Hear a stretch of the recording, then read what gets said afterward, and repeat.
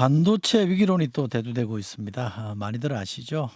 반도체 업황이 좋지 않을 때마다 나왔던 얘기라고 할 수도 있습니다만 이번에는 그 양상이 좀 다른 것 같습니다. 중국의 기술력이 뭐 상상을 초월할 정도로 급속하게 올라왔고 우리가 거의 차이가 없을 정도까지 와 있다고 하고요. 이제는 뭐 주력 부분에서는 중국에게 시장을 뺏길 우려마저도 나오고 있다고 합니다. 어떻게 된 일인지 또 앞으로 어떻게 해야 할지 짚어보겠습니다. 서울대 행정대학원의 박상인 교수님 나오셨습니다. 어서 오십시오. 네, 안녕하세요. 네. 이제 교수님들은 방학이 있어서 좋죠? 네, 이제 곧 그렇습니다. 개학이라 네, 이제 일주일 있으면 개학입니다. 수업 준비도 하시고 그래야 네. 되겠네요. 자, 바로 반도체 위기론 얘기 좀 해보겠습니다. 우리가 좀 자동차도 대미 수출뿐만 아니라 잘 팔고 있고 휴대폰도 뭐 괜찮고 조선이나 뭐 석유화학 제품 수출도 괜찮은데 반도체는 최근에 이제 많이 안 좋아져서 걱정들을 많이 하는데 반도체가 아무래도 우리 경제에서 차지하는 비중 때문에 사람들이 이렇게 걱정을 많이 하는 건가요? 당연히 그렇죠. 사실 반도체가 우리 전체 수출의 2023년 기준으로 한 21%입니다. 이게 이제 제일 작았던 비중이 제일 떨어졌을 때고 2021년은 한 25%. 네. 그러니까 우리 수출의 21에서 25%를 반도체가 차지하고 네. 있다. 단일 품목으로 최대 수출 품목이고요. 네.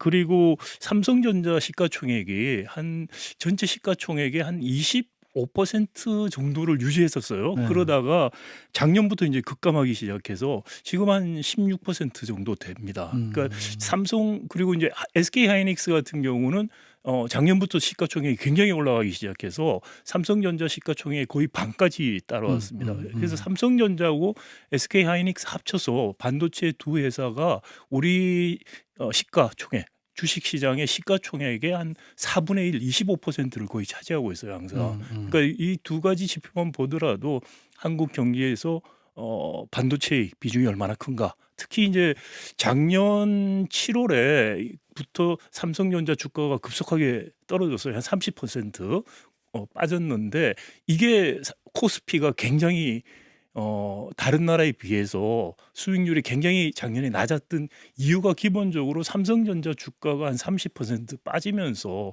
코스피가 전반적으로 주가가 낮았다. 그렇게 볼 수 있습니다. 근데 반도체 산업의 위기라고 하면 사실 뭐 따지보면 두 회사 아니에요. 그렇죠. 삼성전자와 SK 하이닉스인데. 그렇죠. 근데 두 회사는 조금 명암이 갈리지 않나요? 그렇죠. 지금 반도체가 위기라는 건 정확히 말하면 삼성전자 위기다 이렇게 이야기할 수 있고요. SK 하이닉스는 지금 창사 이래 최대 매출과 영업이익을 올리고 있다라는 것이죠. 그리고 나머지 우리가 소부장 부분은 과거부터 계속해서 그다지 뭐 물론 몇몇 회사들 좋은 회사가 있습니다만 전체 메모리 반도체에 비해서는 소부장 부분은 전 세계 시장 점유율 한 10% 정도 발전하지 못했었다. 설계 부분도 그다지 발전하지 못했고 메모리 위주의 성장, 메모리 중심으로 반도체 산업이 지금까지 왔었다 이렇게 평가할 수 있습니다. 보통 근데 반도체 산업은 뭐 이렇게 사이클을 많이 그렇죠. 탄다고 하잖아요. 그러니까 잘 나갈 때 있고 못 나갈 때 있고 또 못 나갈 때 더 공격적으로 뭐 투자해야 된다 이런 얘기들도 많이 했는데 지금 이제 구체적으로 특정한 삼성전자의 위기, 반도체 위기는 사이클 상황에 따른 거예요? 아니면 뭔가 구조적 사이클이 문제가 아니죠. 구조적 문제가 일단은 있어요? 그렇죠. 구조적인 문제라는 게 심각한 것이고요. 그 이제 뭐 예를 들어서 하이닉스 같은 경우에 SK 하이닉스는 작년부터 굉장히 좋아지고 있는데 만약에 이제 업황 문제라면은 기본적으로 둘 다 나빠지는 게 맞죠. 그리고 우리 뉴스에도 많이 나오는 엔비디아라든지 TSMC 같은 경우에는 거의 정말 뭐 수익률이라든지 주가가 폭발적으로 늘어나고 있습니다. 따라서 지금 반도체 위기, 삼성전자 위기는 삼성전자가 갖고 있는 구조적인 문제다. 라는데 더 심각성이 있고요. 그러니까 이게 사이클이 지나서 해소가 될 문제가 아니다라는 거, 그것 때문에 정말 심각한 문제라고 볼 수 왜 있습니다. 그러면 그런 구조적 문제가 생긴 겁니까? 그 네, 실체가 뭐예요? 네, 삼성전자가 사실은 그 한 2015년 정도까지 메모리 반도체 이른바 초격차 전략이라고 해서 맞아요. 예. 그렇죠. 그 경쟁 기업들보다 한 2, 3년 앞서서 새로운 세대의 메모리 칩들을 시장에 도입하면서 계속해서 20년 이상 선두를 유지해 왔습니다. 그리고 근데 그게 이제 보통 그 반도체 용량을 늘리기 위해서 집접을 하게 되는데요. 이게 예, 예, 예. 이쭉이 어떻게 보면 집을 샀는데 이게 지하도 파고 고층으로 샀기도 하고 해서 이렇게 집적을 하는 겁니다. 그래서 네. 성능을 2배씩 이렇게 승가시키는 건데 그런 집적 기술이 2015년쯤 돼서 더 이상 할 수 없는 더 이상 땅도 못 파고 네. 더 이상 올리지도 못하는 한계에 도달을 하게 돼요. 그런데 그때 2015년 이후부터 이른바 반도체 슈퍼사이클이라고 해서 서버라든지 이런 데 엄청난 수요가 폭발적으로 늘어나요. 그래서 삼성전자가 엄청난 이익을 그때 냈습니다. 그렇죠. 네, 예. 근데 그게 한편으로는 그런 이익을 냈던 다른 한편은 슈퍼사이클이고 다른 한편은 반도체 메모리 반도체 기술 혁신이 어떻게 보면 더 이상 할 수 없는 장벽을 만났기 때문에 새로운 제너레이션의 반도체를 삼성전자가 더 이상 도입을 못했어요. 그건 무슨 말이냐면 옛날 반도체를 계속해서 팔았는데 그러니까 새로 반도체 도입하면은 반도체는 수율이라고 하는데요. 그러니까 이 와이퍼에서 쭉 해서 워커블한 그 오퍼레이션이 가능한 칩들을 쭉 얼마나 만들어낼 수 있느냐 그 퍼센티지를 우리가 수율이라고 합니다. 일드라고 하는데 초기에는 한 5% 10%가 안 돼요. 근데 이게 반복해서 생산해서 학습 효과를 통해서 수율이 한 90% 올라갑니다. 그러니까 반도체가 못 튀어내는 단계, 성숙 단계에 가면은 원가가 굉장히 떨어지는 거죠. 그 단계에서 슈퍼 사이클이 왔기 때문에 삼성전자가 정말 돈을 엄청나게 벌었던 거죠. 그게 2015년에서 한 20년까지 한 21년 이때까지 일어났던 일이고 그다음에 이제 수요도 좀 줄어서 2023년까지는 전반적으로 사이클에 따라서 나빠졌어요. 그런데 2023년쯤에 일어난 게 이른바 그 엔비디아가 나타나면서 AI 칩들 이런 거에서 이른바 HBM 시대가 네, 온 거예요. HBM. 그러니까 네. HBM이라는 거는 집층을 하는 겁니다. 그러니까 반도체 이 반도체 안에서 집적을 하는 게 아니고 네. 반도체들을 쌓아서 집층을 해서 성능을 향상시키는 기술인데요. 이거를 삼성전자가 한 2017년쯤에 포기를 해요. 네. 그리고 그 당시에 있었던 기술자들이 하이닉스나 마이크론으로 가서 거기서 HBM을 성공을 합니다. 그래서 HBM 시대가 오니까 삼성전자는 전혀 준비가 안 된 상태에서 하이닉스가 1위 사업자가 되고 마이크론이 2위 사업자가 되고 삼성전자는 지금 굉장히 어려운 그러니까 어떻게 보면은 메모리 반도체 부분에서 자기들의 기존 방식을 계속해서 유지하다가 새로운 혁신적인 HBM이라는 것을 안 받아들여서 도태가 될 수 있는 위기가 온 게 지금 삼성전자가 갖고 있는 가장 큰 문제점이고요. 또 하나는 삼성전자가 오랫동안에 이른바 파운드리 쪽을 가겠다 이야기를 했었죠. 그런데 파운드리 부분이 갈수록 쫄아들고 있어요. 적자는 굉장히 많이 내고 있고 작년에 삼성전자 파운드리 적자가 한 4조 원 됐을 거라고 예측하고 있고요. 그 전에 작년 전해에는 한 2조였습니다. 2배로 늘었죠. 올해는 한 5조까지 될 거라고 생각이 돼요. 그리고 TSMC가 파운드리 1위 사업자인데 이 파운드리 TSMC의 격차가 너무 커지고 있어요. 점유율이 삼성전자 10% 밑으로 떨어졌고 TSMC 같은 경우는 한 65%가 되고 네. 그런 상황이고 앞으로도 이 파운드리 부분에 그다지 잘 될 것 같다는 그런 확신들이 안 드는 거죠. 그게 작년 7월부터 삼성전자 주가가 급락하는 그게 이제 반영이 됐다. 이게 구조적인 문제점이다라고 볼 수 있는 거죠. 그리고 그 중국하고 우리 한 나라 사이에 기술 격차, 반도체 기술 격차는 어떻게 봐야 됩니까? 중국이 그게 거의 따라왔어요? 그러니까 범용 반도체, 그러니까 어떻게 보면은 좀 레거시 반도체라고 흔히 부르는 네. 범용제에 해당하는 것들은 중국 회사들이 굉장히 많이 따라왔습니다. 예를 들어서 반도체 중국의 창신 메모리나 양스 메모리라는 네, 회사들이 네. 메모리 반도체, 그다음에 그 랜드 플래시 같은 걸 만드는데 여기서 저가 제품들은 거의 잠식을 하고 있어요. 삼성전자 같은 경우에 그런 저가 시장 중국에 특히 많이 수출했던 부분들이 중국 회사들에 의해서 대체가 되면서 중국 수출이 굉장히 줄어들어서 그것도 또 하나의 삼성전자가 지금 나빠지고 있는 이유 중에 하나라고 볼 수 있고요. 그리고 네. 파운드리도 말씀드린 것처럼 TSMC 같은 경우에는 아주 첨단 제품들을 만듭니다. 근데 삼성전자가 그 첨단 제품 경쟁에서 계속 밀리고 있고요. 그리고 이제 레거시 반도체에 해당하는 그런 좀 범용 파운드리 부분은 역시 또 중국 회사 SMIC한테 계속해서 먹히고 있어요. 그러니까 어떻게 보면 중국 회사들이 생각보다 빨리 따라오는 거는 맞습니다만은 예측이 되지 않았던 건 아니다. 그러니까 범용제에 해당하는 것들은 반도체뿐만이 아니고 우리 주력 산업 전반적으로 중국들이 회사들이나 제품이 우리를 대체하기 시작한 건 한 2010년대부터 일어났던 일이에요. 반도체는 조금 더 늦게 일어나고 있지만 이것은 일어날 수밖에 없었던 일이고요. 결국은 삼성전자가 고부가치 제품, 새로운 신제품으로 활로를 찾아야 되는데 네. 그게 지금 막혀 있는 거. 그게 이제 구조적인 문제라는 것이죠. 한때 왜 그 미중 간의 패권 경쟁 때문에 이렇게 막 수출도 못하게 하고 기술 이전도 안 되게 하고 그래서 좀 장벽을 쌓았잖아요. 그래서 우리가 좀 시간을 좀 벌었다. 반도체 기술은 중국과 격차를 벌일 수 있는 시간을 벌었다 그러는데 그 효과가 별로 없는가 보죠?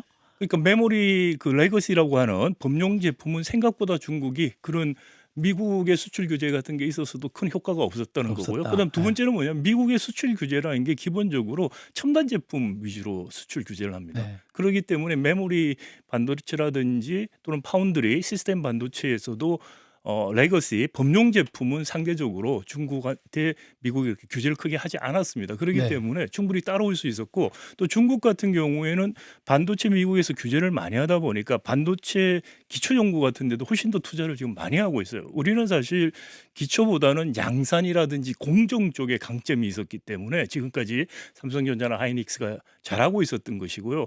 다른 산업도 유사하지만 기초적인 부분 이런 데에 대한 R&D 투자 이런 것들은 상대적으로 우리 아직까지 약하다 볼 수 있습니다. 그래도 뭐 제가 자꾸 이렇게 뭐가 그럴까 좀 걱정이 돼서 그런지 모르겠어요. 아직 역전당한 건 아니죠? 그러니까 양산이라든지 공정 부분에서 역전당했다 볼 수는 없고요. 최근에 키스텝에서 보고서가 이제 중국한테 기술 역전됐다 이런 이야기가 나오는데 그건 뭐냐면은 말씀드린 것처럼 기초 원천 같은 그런 연구 단계에서 중국들이 앞서기 시작했다 이런 것이고요. 근데 뭐 보면은 이제 전 세계 최고가 100이라고 하면 한국 순위, 중국 순위 이렇게 하는데 우리나라 보면 80, 90 이렇게 나와요. 그러면 과거에는 그러지 않았느냐? 삼성전자 잘 나갈 때는 달랐느냐? 마찬가지였어요. 그러니까 한국 반도체 산업은 전 서플라이 체인에서 양산 공정에 특화되고 거기에서 애드밴티지가 있었는데 지금은 그 부분도 이제 범용제 중심으로 중국이 빠르게 추격하고 있다. 다만 중국의 추격보다 더 큰 문제는 TSMC 같은 회사 이런 거 또는 이제 삼성전자 같은 경우에 HBM 성공 여부 이런 게 이제 중요한 문제죠. 어떻게 해야 됩니까? 삼성전자 저는 기본적으로 과감한 구조적인 개혁을 해야 된다고 생각이 됩니다. 왜냐하면은 왜 TSMC하고 격차가 벌어지느냐? 삼성전자 예를 들어서 파운드리를 하는데 삼성전자는 자기들의 AI 칩 설계도 하겠다고 그러고 있어요. 반도체 설계도 하겠다는 회사한테 반도체 설계 전문 회사들이 최신 설계도를 보여주면서 만들어 달라 파운드리한테 위탁 생산을 맡기겠냐는 거죠. 그럴 리가 없죠.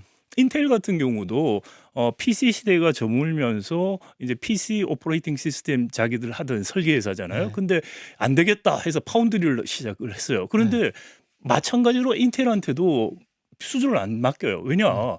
인텔도 설계 전문 회사인데 자기들 설계도 보고 따라하기 쉽다고 생각하기 때문에 안 하는 거죠.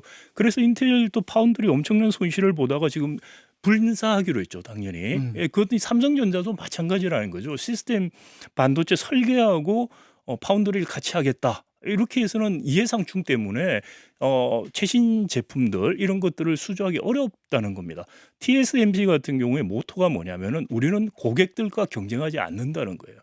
그러니까 삼성전자가 그래서 분사를 해야 되고 또 하나는 HBM 같은 경우도 삼성전자가 그 전에 이제 칩 중심의 혁신을 추구하다 보니까 HBM을 등한시했는데 이제 갑자기 HBM을 하려다 보니까 어떤 문제가 생겼냐면은 삼성전자의 이 메모리 반도체 칩의 설계 자체가 HBM하기 안 좋은 거예요. 그래서 작년에 드디어 그걸 인정을 했어요. 그러니까 전문가들은 다 이야기를 했는데 1년 동안 부인하다가 인정을 하고 설계를 다시 하겠다 그러고 있어요. 이게 HBM용 반도체 설계부터 다시 해서 그리고 다시 집승하는 것까지 해서 테스트를 받아야 하기 때문에 계속해서 삼성전자가 자기들이 콜 테스트를 통과할 수 있다는 걸 못 지키고 있어요. 그러니까 그게 얼마나 빨리 되는가가 사실 중요한 문제기는 한데요.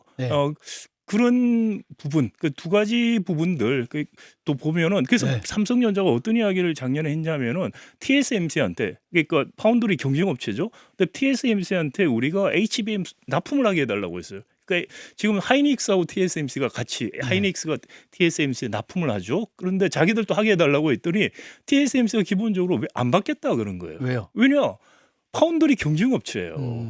그런데 왜 HBM에서 살려주는 거죠? 그러니까 지금은 파운드리 부분과 메모리 반도체도 역시 이해상충이 생겼어요. 그러니까 이해상충을 해소하려면은 분사해서 독립 경영을 갈 수밖에 없다. 네, 알겠습니다. 그 선택 외에는 삼성전자가 구조적인 위기를 극복할 수 있는 방법은 저는 없다고 생각합니다. 설명을 듣다 보니까 시간이 훌쩍 가버렸는데 뭐 1분 한 30초 남았는데요. 정부 차원에서 좀 도와줄 건 뭐가 있을까요? 정부가 삼성전자가 이렇게 분산을 하도록 유도를 하는 걸 해야 유도? 되는 거지 네. 반도체 특별법 해서 될 일이 아니에요. 아 그래요? 그래서 52시간 뭐 더 한다? 그거 52시간 더 한다. 지금 삼성전자 마음이 급하죠. HBM 지금 뒤져 있기 때문에 어떻게든 따라가겠다고 하는데 이번에 키스템 연구 보고서도 보면은 한국 반도체 여러 가지 약점 중에 하나가 두뇌 유출 이야기를 해요. 네. 근데 노동 조건을 약화시키고 악화시키는 식으로 단장의 단계적인 솔루션 구하겠다. 그러면 두뇌 유출 더 일어나는 거죠. 장기적인 대책이 아니고. 그리고 또 이런 식으로 이야기하는 게 마치 경영적인 또는 조직적인 측면에서 실패. 그것들을 마치 노동자들이 열심히 일하는 것 같이 지금 바꿔버리는 아주 비겁한 시도라고 저는 생각해요. 그래서 주 52시간은 이게 핵심적인 내용도 아니고 아시다시피 3개월 동안에 더 유연하게 쓸 수 있는 옵션 같은 거 있는데 쓰고 있지도 않고요.